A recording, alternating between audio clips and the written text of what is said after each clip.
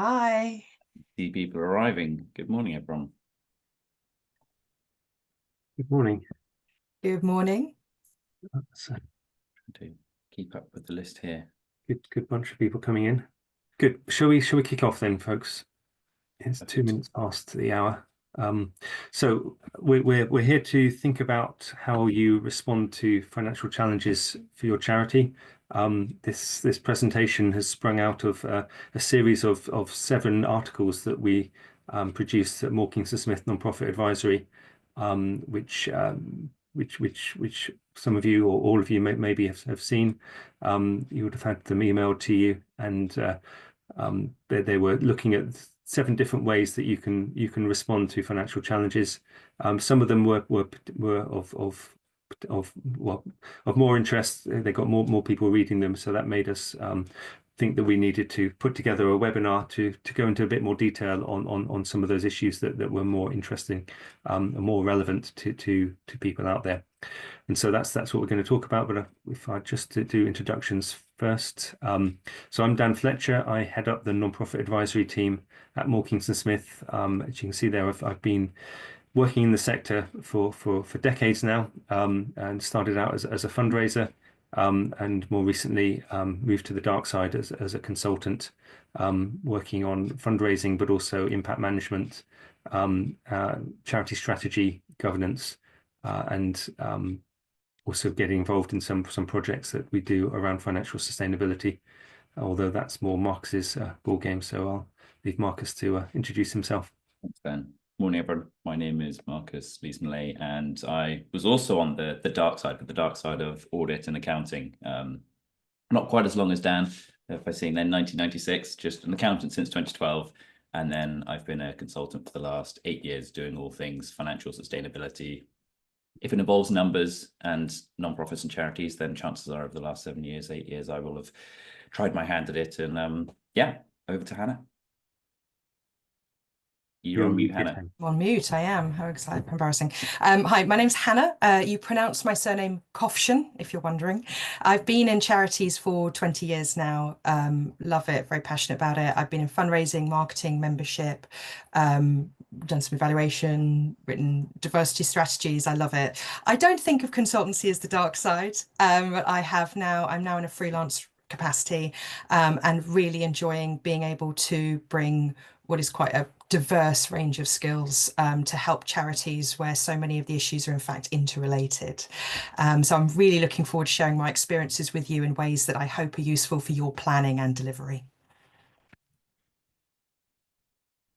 Good. So thank you guys. So I sort of introduced this as saying it was sprang out of a series of articles that we wrote about just responding to financial challenges, and it's something that we're acutely aware of at Morkington Smith, and research from Blackboard also backs that up, that it's tough out there. You don't need me to tell you that. The economic context is creating fewer donations. It's possibly the hardest it's been for fundraising for quite some many years. And not only that, but costs are going up of fundraising activities, and also of operations. And we're going to cover some of those issues a little bit later on. And there's also more demand for services. So due to the cost of living crisis and austerity, that's increasing the need for people to seek charitable support, and to seek the services that your organizations provide. And within that background, there's also changing public perceptions of the sector, and changing approaches to generosity and philanthropy in the country as well, which obviously creates ongoing challenges for charities. So within that context, we recognise that that charitable organisations, non-profits, need support, and we hope that some of the thoughts that we share this morning will help in some way. Moving forward, we see that there are various trends, some of which are positive, and some of which may be helpful, and we're going to cover the majority of the things that are on this slide later on in the presentation. One that I want to pick out particularly, though, is around the middle point around data use changes, and although legislation isn't necessarily the most exciting thing in the world, that there is a new piece of legislation going through Parliament at the moment, the Data Use and Access Bill, which, all being well, will become an act of Parliament in the middle of this year.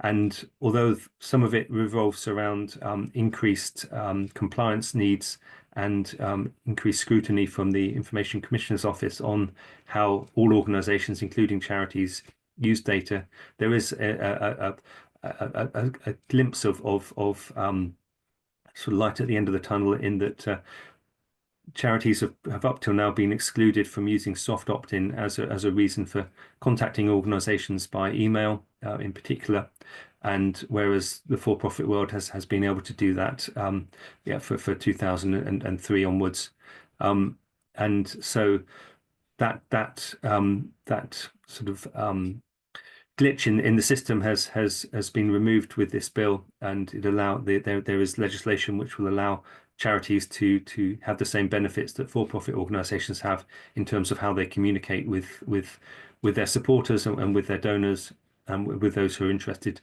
in what they do. And so that's something good to look out for coming out of Parliament later on this year. So moving on, as I said, there were 3 articles that caught our audience's interest, particularly around improving efficiency, around income generation, perhaps not unsurprisingly, and also to some extent reimagining. And so those are the areas that we're going to touch on in the presentation following. And I'm going to hand over to Marcus now, who's going to talk about improving efficiency. Thank you, Dan. I think the main thing to start off, when there's a list here of various different opportunities or ways to increase efficiency, but the first thing I want to do is to try and dispel a myth that efficiency means simply reducing your costs.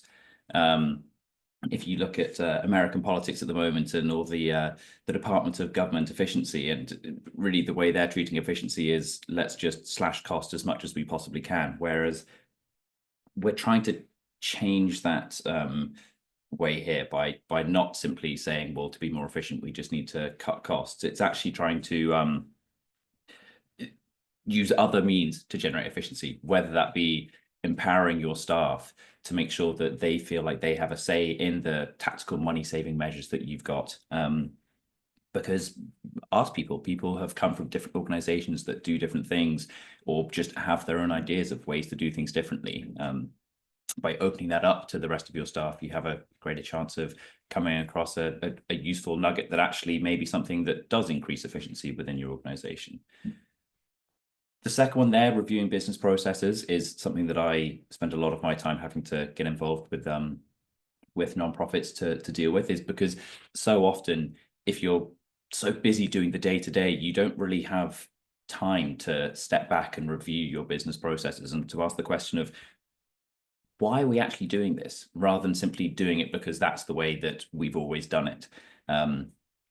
Trying to give yourself that space to review a process and go, why do we do this? And do we still need to do it? Have we actually evolved our operations, evolved our infrastructure to mean that actually we don't need to be doing this process that we do anymore, because we now do it in a different way over here, but we're still doing this for some legacy reason? Giving yourself strategic decisions, of asking the question, do we need to do something in-house? Do we have enough resource to do something in-house, or can we do it cheaper and more efficiently by outsourcing, and getting in that external expertise as well? Because if you are a small finance team where actually you only need a part-time bookkeeper, finding a part-time bookkeeper may be hard, but outsourcing it to an organization that has a larger pool of resource to draw from, who can then very easily do that on a part-time basis for you, may actually save you money in the long run, rather than paying for more of someone's time than you actually need if it's only a small function. Shopping around for the best deals, again, is something that we often see where people go, but we've used them for years, therefore you stay with them. I mean, if you think about what you do in your personal life, I'm assuming many of you have changed your car insurer in the last few years, because every year the price just goes up and up and up and up. And I know from my own experience last year, my insurer literally sent me an email going, you may be better off not being with us, because they were increasing their price so much every year that they said, actually, move to someone else and you will get a better deal.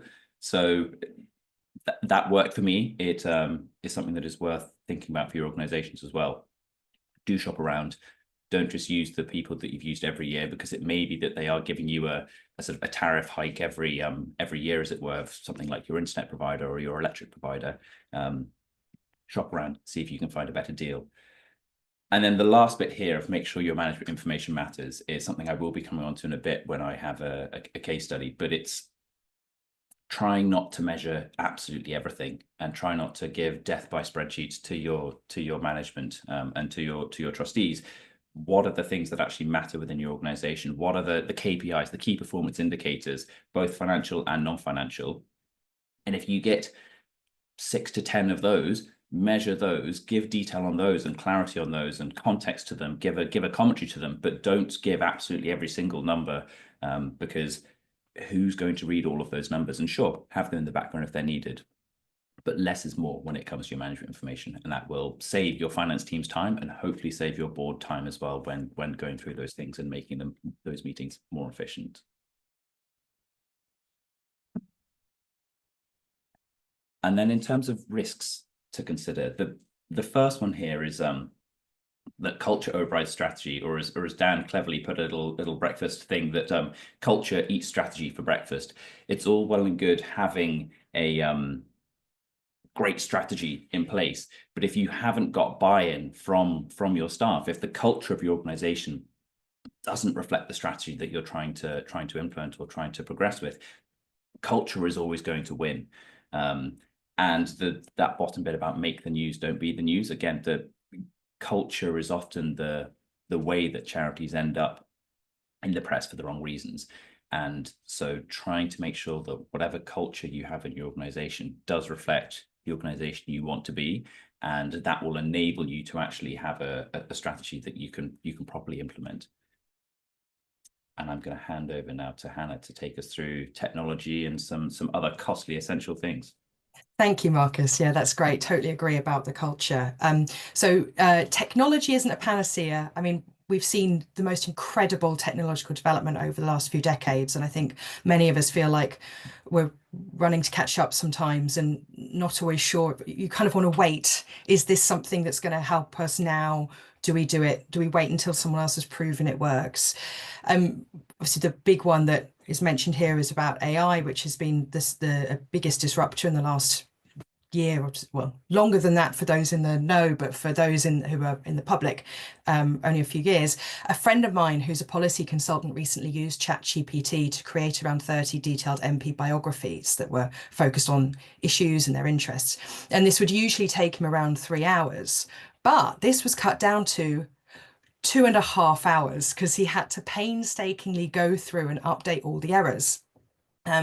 Your tools are only as good as the people who wield them, which means if you are going to invest in new technology, you have to also invest in training and user adoption. And frankly, user adoption is more important than training, and it takes longer. If your team is using tools poorly, then you're going to waste both their time and the cost of the tool you've invested in.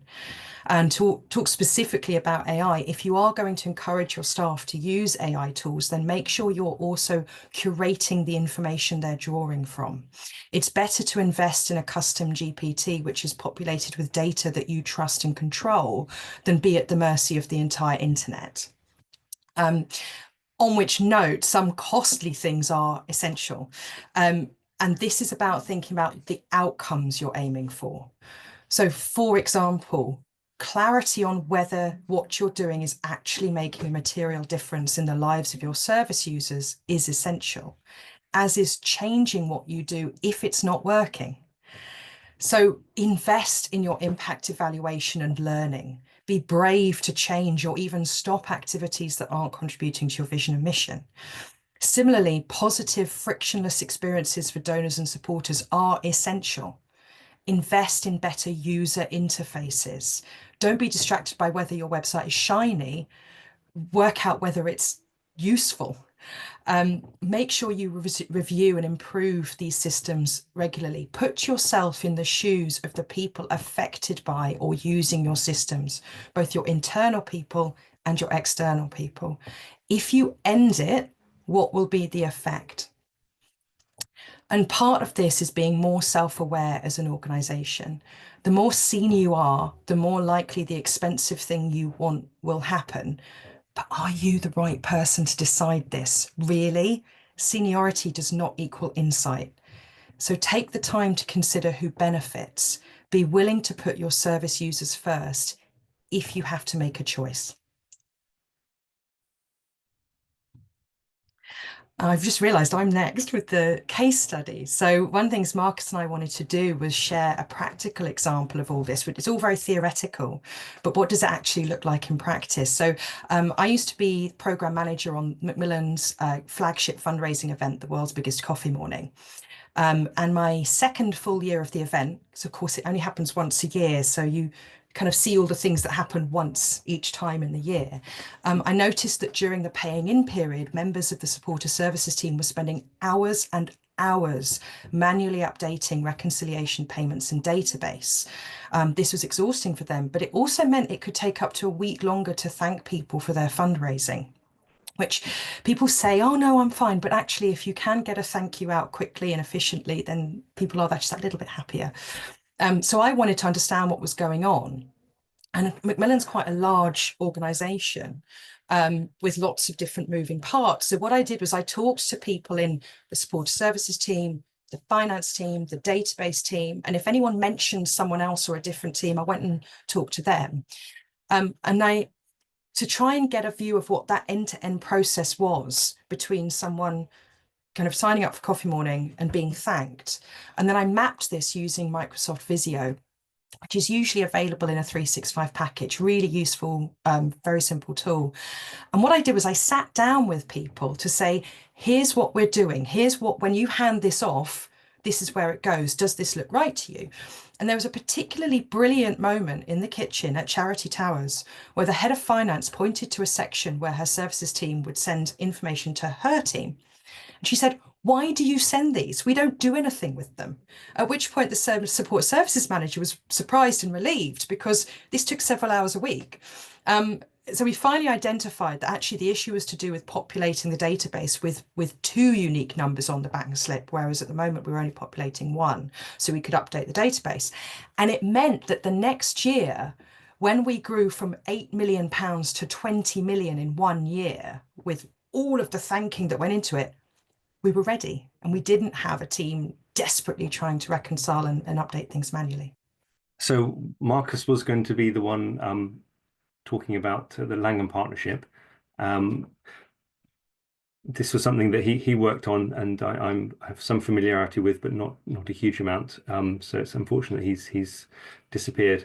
I think the essence of the Langham partnership work that he did was that they in terms of having their management information data, they were suffering from death by spreadsheet, as it says there. They had so much information that they didn't know how to interpret it or what to do with it. And work that he did with them was to work out what really mattered in terms of what things are they measuring, and looking at those things that they're measuring and deciding which things really mattered and which things didn't matter, and coming up with 2 or 3 things under 8 categories, as you can see there on the slide, in terms of what were the key performance indicators, what were the critical things that they needed to look at on a monthly basis. Here's Marcus back now. And in order to help them to produce a press spreadsheet, which they have managed to continue to use. I'm going to hand back to Marcus now to infamy. Yes, sorry. I've just been given a new work laptop, and because Zoom is not an official company app, I had just installed it to do this webinar, and my computer went, hang on, that's not a company app, and it's just uninstalled Zoom. So I've joined from the web browser this time. And thank you, Dan, for sharing slides and seamlessly keeping us going. yes, the Langham partnership piece of work, I don't know how much of this you had covered, Dan, so I'll be brief. Got in touch with us because they were realizing that their management information was incredibly long, incredibly detailed, with an enormous number of numbers, and trustees weren't getting what they wanted out of it, and finance was spending weeks and weeks trying to get this ready every time, and it was arriving very late because of that. And so we said to them, to the trustees, okay, well, what are the things you actually want to be looking at? What do you want to be seeing from management information? And they listed a few key measures. And then we asked management what they thought the trustees should be seeing, and there were a few more key measures. And we got them all in a room together and created this little dashboard at the bottom there. And it was very simple because it's done in PowerPoint. It's incredibly straightforward to update. And it's measuring a few key things, and it's combining financial and crucially non-financial information. There's some impact metrics down at the bottom there. We're talking about the people and their talent retention. What are their reserves and cash flow? Because what have they got to invest in new services, etc. They do a lot of fundraising. So donors and fundraising were the two big ones that you can see at the top middle and top left. But this meant that actually there were fewer measures, so it was easier for the finance team to be creating the management information, and it meant it arrived much sooner. But also it gave the trustees the information they actually needed to be taking strategic decisions within the organization. And so this was just an example of creating efficiencies through actually doing less rather than doing more. Thank you, Marcus. So moving on to think about funding matters. We've got a couple of slides just looking at some of the opportunities, and then again looking at some of the risks and some of the things that you need to consider. So on the opportunities, and there are some opportunities out there still. One of the areas is legacy growth, and charities are seeing legacy income increasing, and the graph at the bottom of this page, which you may or may not be able to see the numbers clearly, but the blue bars go up to 2023, and then the green bars are 2030, 2040, and 2050, and they show the total legacy income that charities receive growing from 4.9 billion in 2030 to 10.1 billion by 2050. So this is the largest intergenerational wealth transfer that the UK has ever seen, and it creates an opportunity for charities to just benefit from a portion of that. The onus is on charities to normalise legacy conversations, and one way to do that is to talk about gifts in wills rather than legacies. Gifts are much easier to understand, and there's something that happens to everybody. Legacies is a legal word that the public perceive is not actually relevant to them. And then the other thing to think about as well is to ensure that you encourage people to put their family and friends first when they're writing their wills, and to include charities after that. That we don't want to disinherit family or even friends, and to be involved in expensive court cases as a result of that. So putting family and friends first, normalizing conversations about gifts and wills will be key ways to help charities to capitalize and benefit from the huge intergenerational wealth transfer that's going to happen over the next 25 years. The other opportunity arrives around partnership working, and I've got to put in a little picture there of a partnership that a new partnership that I particularly liked, not least because I do enjoy pies. But Pie Minister teamed up with the National Trust to sell their pies in National Trust cafes and restaurants. Pie Minister are a company that work hard on their green and ethical credentials, and that ties in with the National Trust values as well, and wanting to be a leader in supporting the UK's or England and Wales's nature recovery in particular. So that was a good partnership that created value for both partners, and also tied in with the messages that both partners wanted to get across. So key things for partnership working are building your networks, and be inventive in those networks as well. I heard recently of a partnership between St Paul's Cathedral and Airbnb. which isn't necessarily the most natural partnership that you'd consider, but St Paul's Cathedral managed to find a place within their library where they were able to offer a prize draw for somebody to stay the night there. First time anybody had stayed the night in St Paul's Cathedral since the Second World War, and they did this on World Book Day, so it tied in with the library nature. And the prize was won by somebody who worked at the British Library, so who was a curator there. So you couldn't make that sort of thing up, and that raised them a lot of money, raised them a lot of attention, and was a good partnership, not one that you would necessarily expect, but in that case, they were leveraging tech platforms, and that's something which can be really useful in terms of making partnerships work. And it was St Paul's also embracing diversity, I suppose, looking outside the normal suspects and going that little bit further. So those are just some thoughts on some of the opportunities. Another area of growth is around direct dialogue fundraising.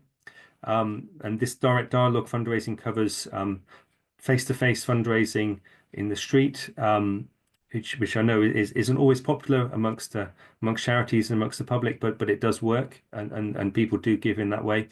But direct dialogue also covers private site fundraising, so people who ask you to make a donation or to subscribe to a lottery in a shopping centre or other private sites like that, garden centres. And it also includes door-to-door fundraising, so people knocking on the door, essentially selling a fundraising package, either for a single charity or for several charities. So these areas are seeing a lot of growth at the moment for charities that are investing in them. Even modest investments can demonstrate growth in the longer term. It's possibly more suitable for charities that are well known and have a good brand awareness, but it also can be relevant on a local basis if you're well known locally, but not necessarily nationally. The advantage is that it creates a pool of unrestricted income, which is obviously the holy grail for charities, particularly during financially challenging times. It's important to think about the model that you use. Some charities go down using volunteers, which is obviously the least expensive, but can involve greater coordination and greater costs from the charity in managing how those volunteers work. Others outsource it fully, which is a cost-effective way of doing it, but will also increase some of the risks.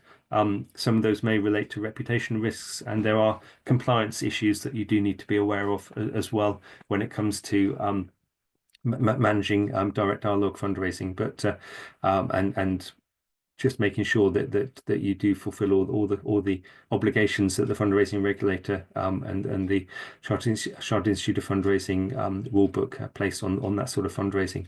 But if you are able to get all of those things right, it can be a good area to move into.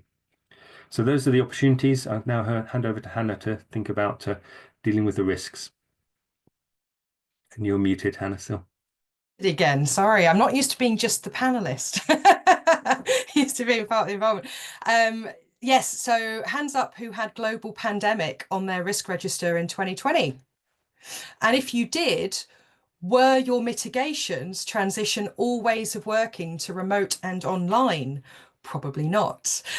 You can rarely control risks, but you can put things in place to mitigate them. And so, quick aside, if you have at the top of your risk register, don't reach fundraising targets, which a lot of charities I've seen do, then please, for the love of all fundraisers, have one of your mitigations be to identify areas of potential cost saving. Too many risk registers have the onus for fundraising mitigations only on fundraisers and fundraising, which isn't going to be effective. It's not sustainable, and it's not really fair. Anyway, on that note, here are 3 of the current risks that have emerged over the last few years, with some suggestions around how you might also put plans in place to mitigate them. So first one being quite a large number of trusts and foundations have paused, or they're even closing their funding. Quick aside, there's this thing called The List, run by a brilliant fundraiser called Joe Jeffrey, which is an open source database, a Google Sheet that's basically tracking the pausing, closing, spending down of grants. So if you're not already on that list, go check it out. But what this means is that an already competitive source of funding is now even more competitive. And so the risk is that this will no longer be as successful a source of fundraising as it once was. So one way to mitigate this is to be more focused. Take the time to build relationships, especially with past funders.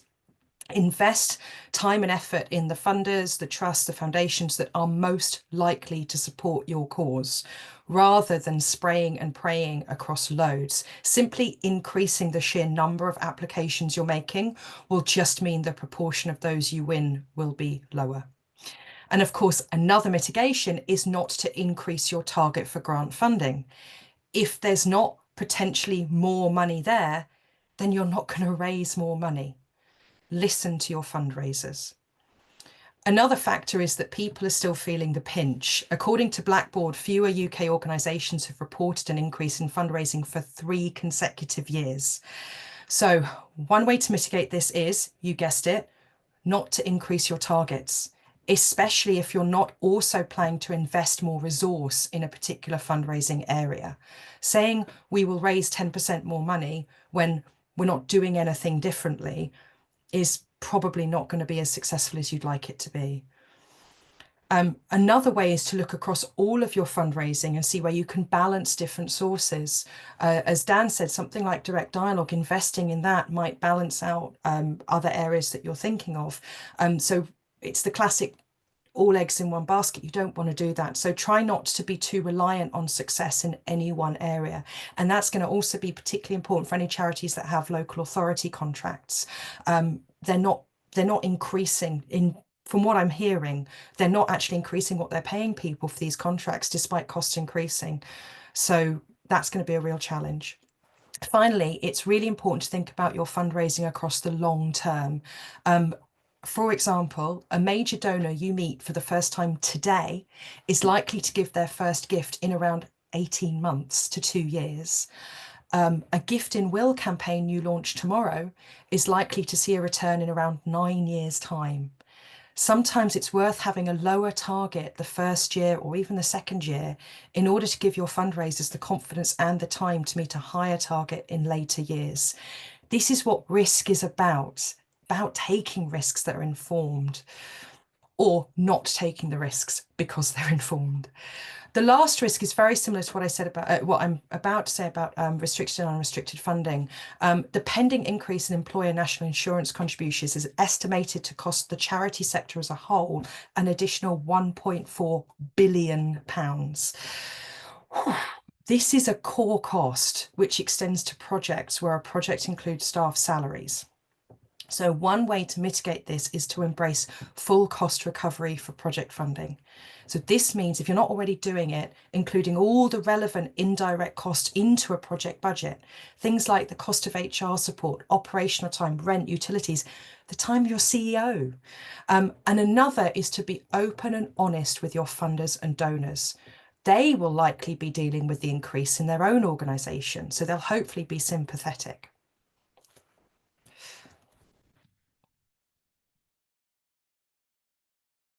I'm passing over. Oh no, actually it's me again. Oh, I forgot it was me. So I mentioned this about categories. So the usual distinction is between project restricted and unrestricted funding. That's usually how people think about funding: restricted, unrestricted.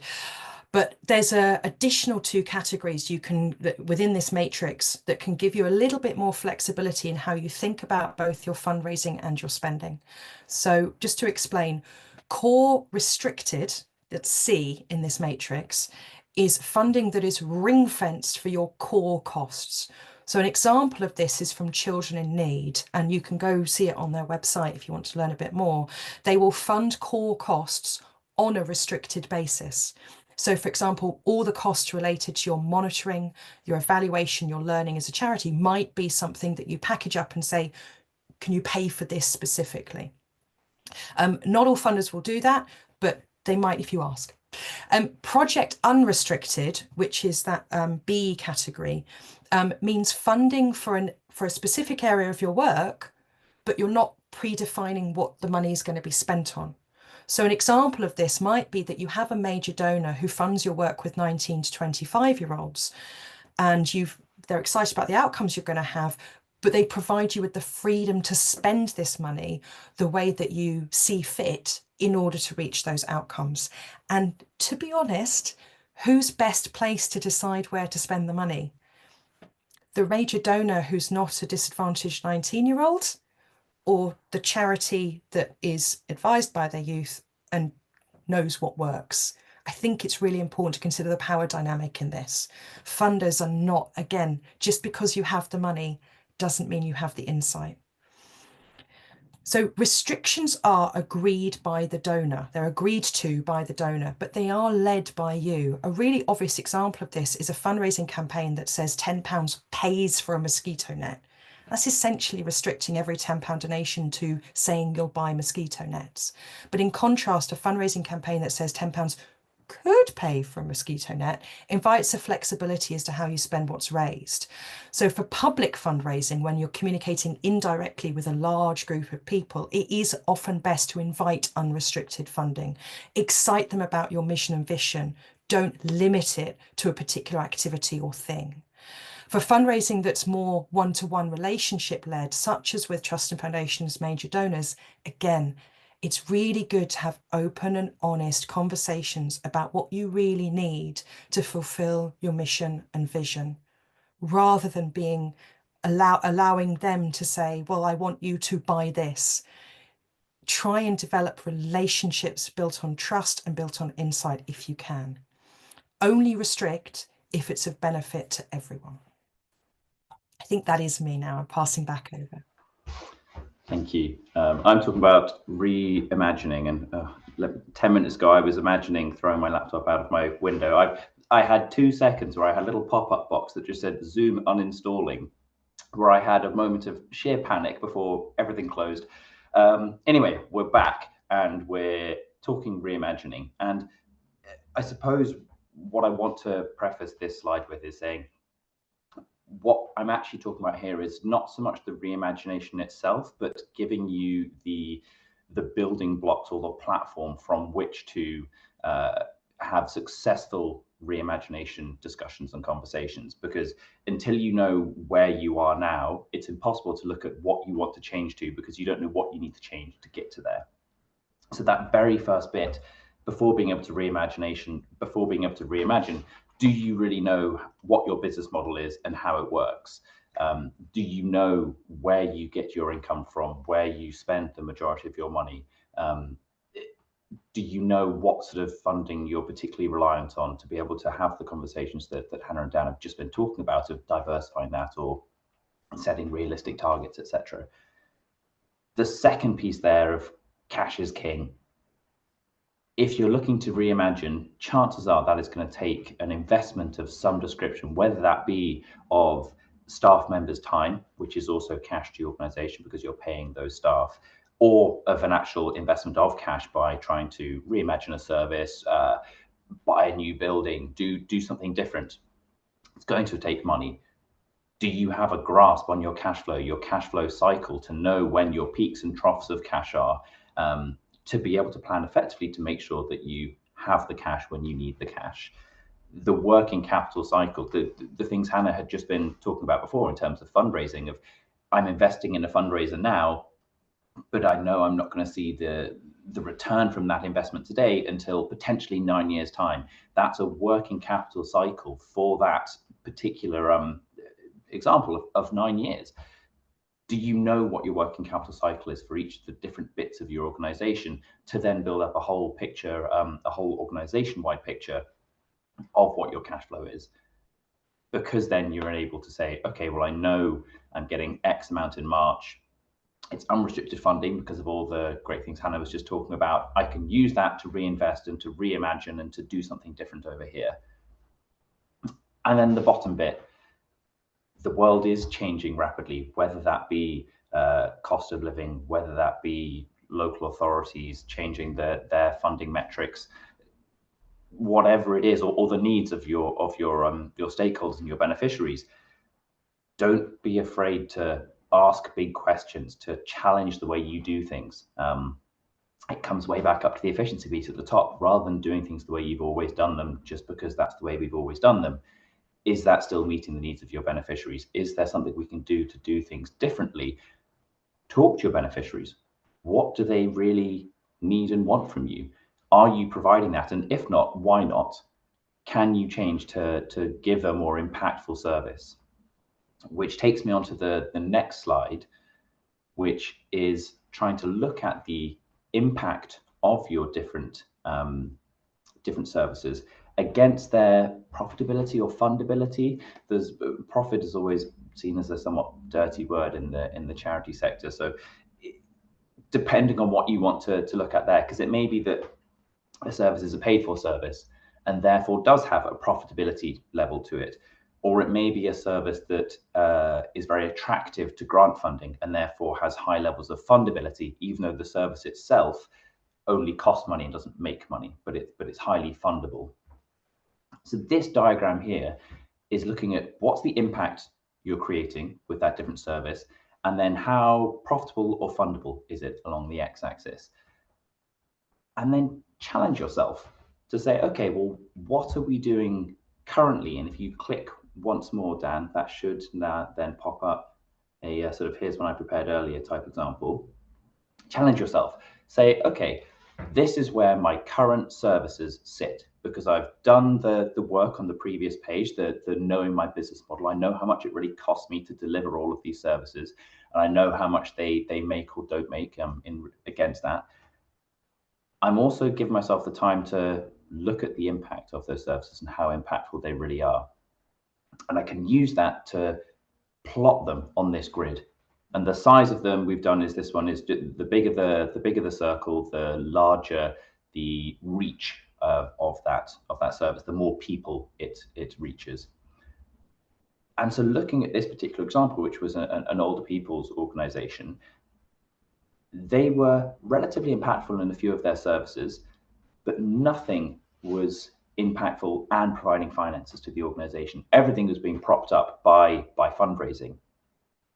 And so they'd never really looked at their organization in this sort of a way before and said, well, hang on a second, we assumed that our membership was providing a whole load of benefits, but actually their members didn't really want those benefits and weren't really using those benefits. So it wasn't very profitable because they were providing unnecessary benefits, but it was relatively impactful. Okay, well, talk to your membership. What do they really want to get from membership with you? What can you provide differently to make that, keep it an impactful one, but actually make it more fundable or profitable, because you're not providing unnecessary things that people don't want or use. You're providing what people actually want and see a benefit to. Your information and advice service at the bottom there actually wasn't all that impactful, because the call handlers weren't highly trained and were mostly being used as a signposting service to other things, rather than being able to actually do a sort of triaging type thing there. Is there a way to make that more impactful? Even the befriending service, which actually we really challenge, normally you see as a very, very impactful but not very cost-effective service, was still down in that bottom left quadrant. Why is that, and what do they need to do differently to make it more impactful and hopefully more fundable at the same time? This sort of a challenge really makes you take a step back and go, gosh, looking at all of our things in isolation is all well and good, but looking at them all together here, you can really see an overall picture of where this organization is sitting in a relative impact but low fundability. Okay, what do we need to change to move ourselves both up and across on that diagram? This is really being honest with yourselves about seeing where those services do sit on that diagram and not trying to cherry pick or to sugarcoat it, to be really honest where they sit, to then look at where those gaps are and why those gaps are there, and can we move things into those gaps to make them more profitable or more fundable. And so this is just a tool that is maybe worth bearing in mind when looking at that sort of first step on a reimagination journey. Is, first of all, where are we now? What are our services really doing? And where is there a gap? And I think that's going to get us to the end of our actual formal content.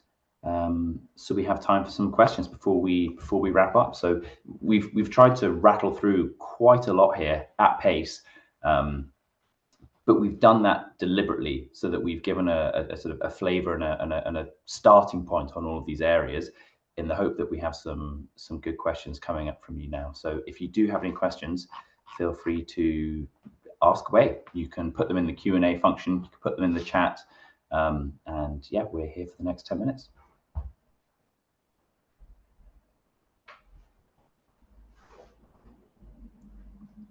And all we're getting is silence. Does anyone have any questions around what we've covered, whether that be reimagination, whether that be efficiency, whether that be fundraising, or even something on one of the other articles we had, and why that's maybe not been covered here, and will it be covered in a future date? Oh, we've got a question from Lydia. Really? We're seeing a trend in funders not wanting to pay for salaries or querying amounts. Any advice for this?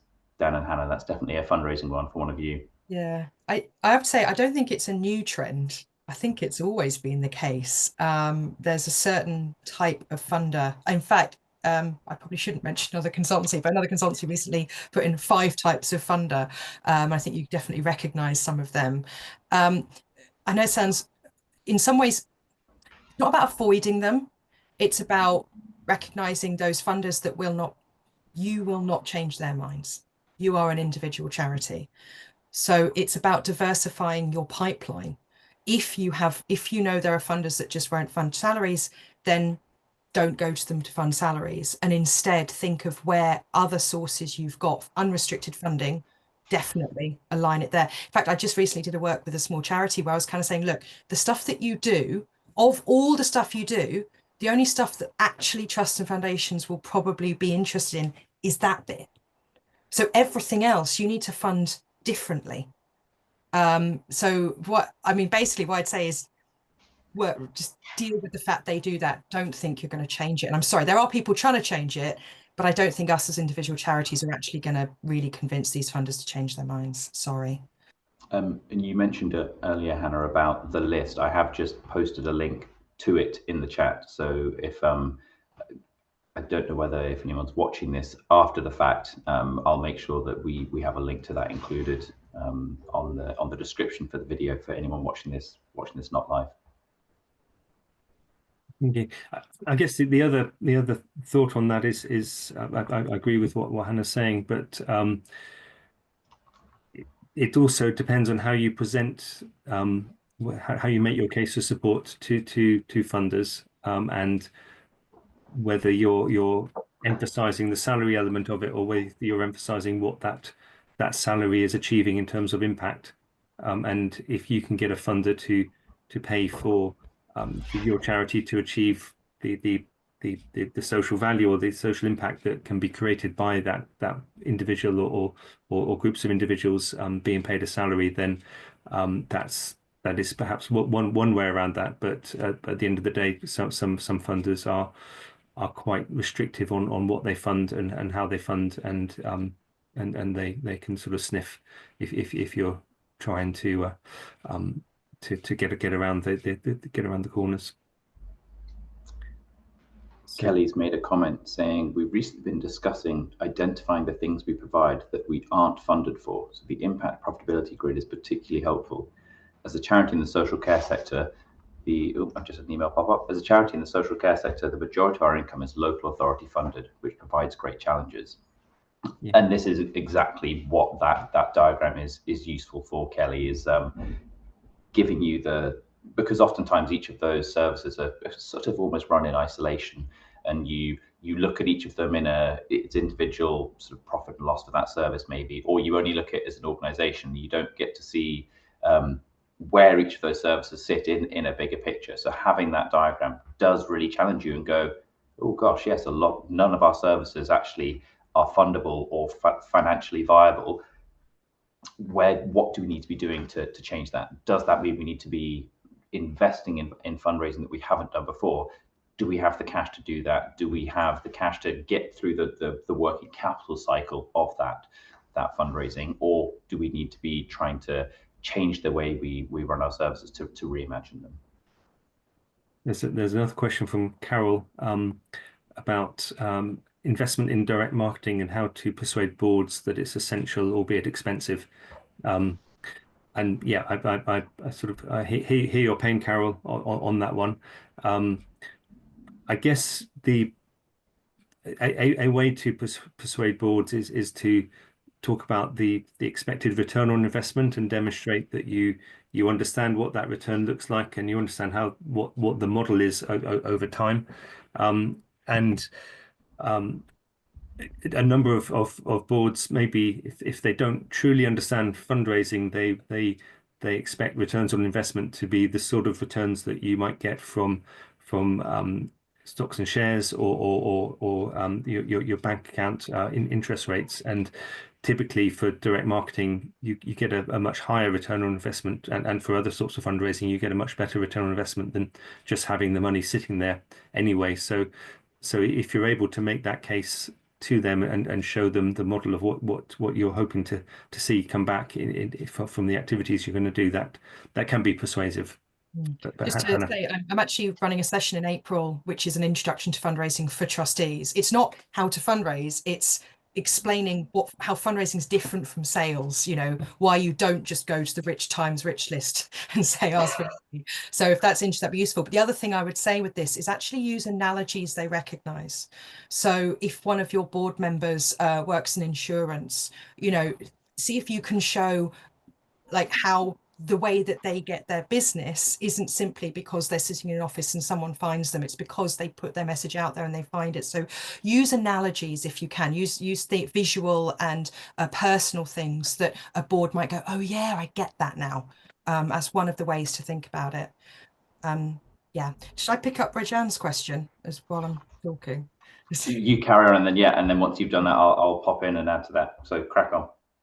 So the percentage to charge for overheads, oh my gosh, Rajan, how long's a piece of string? I mean, there are principles.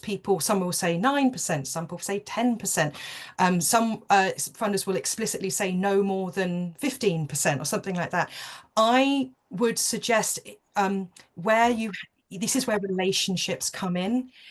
Simply saying, we will cut our overheads to only 20% is the wrong way of thinking about what you actually have to do. If it costs 25% of your total to cover what you do, that's what it costs. And you've got to think about why. Is it because you need particularly skilled staff? Is it because you need to invest in enhanced DBS checks? Is it because actually you want to create a health safety environment for your service users? And that just costs a lot more money. Try if you can. A principle is around 15%, but what if you can try and think about what the nature of your costs are. So instead of thinking of it as a pure numbers game, think of it as a value game if you can, and try to have conversations about it if you can. And when talking about what those numbers are, I spend a lot of my time dealing with cost recovery and the dark arts of it being an art, not a science. And talking that Hannah's example of you need to do enhanced DBS checks for this service. Okay, are you classifying that as an overhead, or is that actually a direct cost of that service? If you're not running that service, you're not having to do those enhanced DBS checks and incurring that cost. Be including it in your delivery cost rather than in your overheads. How much of that 25% actually can be moved above the line by saying, oh, well, actually, our finance team are having to do a whole bunch of transaction processing for this particular service because it is very transaction heavy. There's a lot of buying and selling of something for it. It's taking more time, therefore there's a cost to be associated with that. Or we're having to do a lot of communications for this one because of the nature of it. Great, there's a cost for that. It's challenging the preconception that anything that isn't direct staff salary is an overhead, and saying, well, how much of all those other costs can actually be justifiably moved above the line. And again, I can always pop a link into here that I have made a sort of light cost recovery spreadsheet and a pamphlet back before I was at MKS that does talk specifically about this and about trying to move as much of your cost above the line. So if Hannah or Dan want to pick this up, I'll quickly try and find that. I was just going to come back to Carol's comment about investment and share something which I something which I prepared earlier, which should be coming up on your screen now. So this is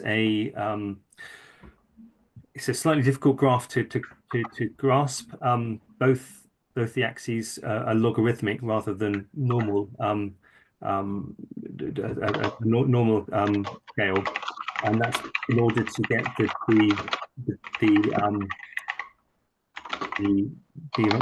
time and the ratio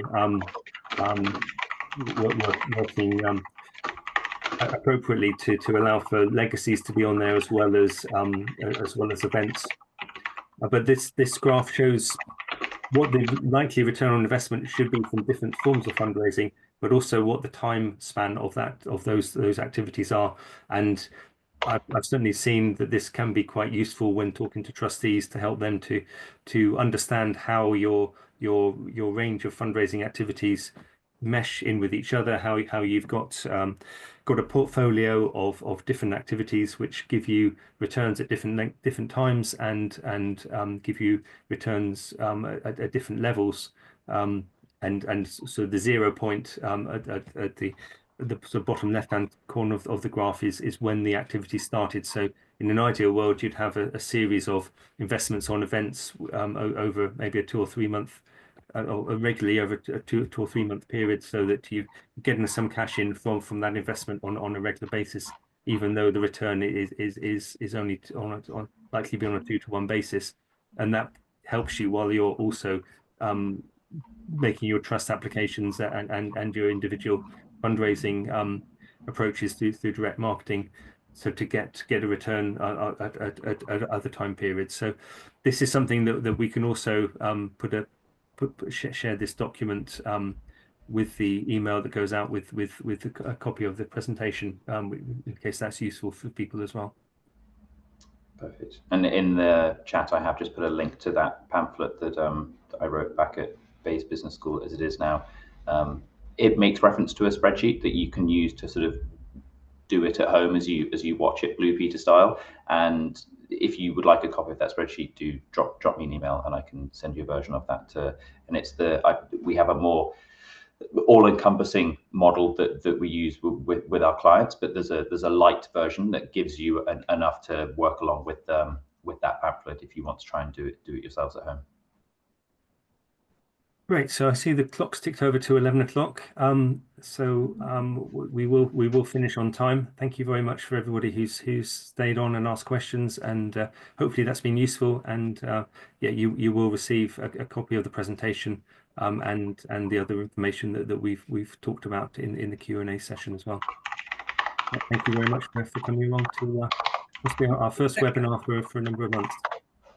Thank you. And there's Mark's address. Yes, I saw Margaret just ask for the spreadsheet. If that's my email, Margaret, if you get in touch. Thank you, everyone.